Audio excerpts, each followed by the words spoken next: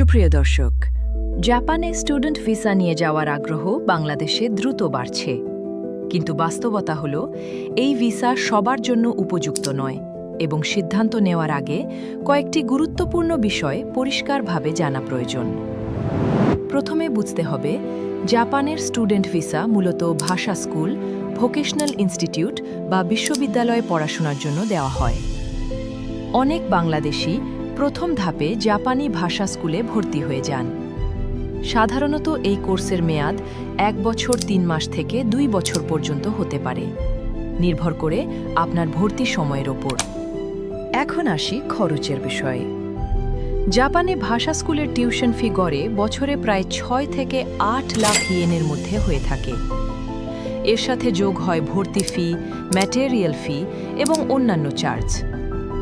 পাশাপাশি প্রথম বছরের বাসস্থান, খাবার এবং ব্যক্তিগত খরচের প্রমাণ দেখাতে হয়। ভিসা প্রসেসে সাধারণত একটি নির্দিষ্ট পরিমাণ ব্যাংক স্টেটমেন্ট বা স্পন্সর প্রমাণ প্রয়োজন হয়, যা অনেকের জন্য বড় চ্যালেঞ্জ।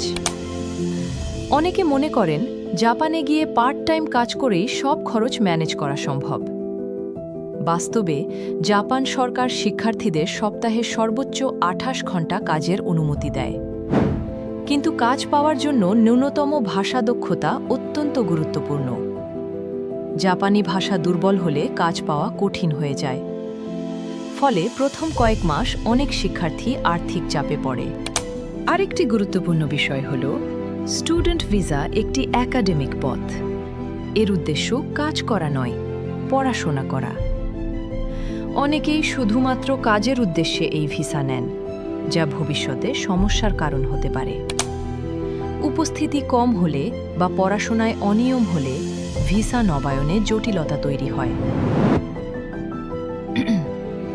এখন প্রশ্ন হচ্ছে, কাদের জন্য স্টুডেন্ট ভিসা উপযুক্ত? যাদের দীর্ঘমেয়াদী শিক্ষা পরিকল্পনা আছে, যারা ভাষা শিখে উচ্চ শিক্ষা বা স্পেশালাইজড কোর্সে যেতে চান, এবং যাদের আর্থিক প্রস্তুতি শক্ত, তাদের জন্য এই পথ যুক্তিযুক্ত হতে পারে। কিন্তু শুধুমাত্র যে কোনোভাবে জাপান যাওয়া যদি লক্ষ্য হয়, তাহলে স্টুডেন্ট ভিসা ঝুঁকিপূর্ণ সিদ্ধান্ত হতে পারে, কারণ এটি সময়, অর্থ এবং একাডেমিক প্রতিশ্রুতির বিষয়।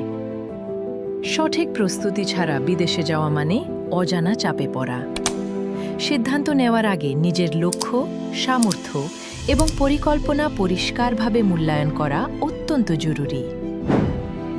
আপনি যদি জাপান নিয়ে এমন বাস্তব, পরিষ্কার ও প্রফেশনাল তথ্য নিয়মিত পেতে চান, তাহলে এখনই চ্যানেলটি সাবস্ক্রাইব করুন। নতুন ভিডিও সবার আগে এখানেই পাবেন। Thank you.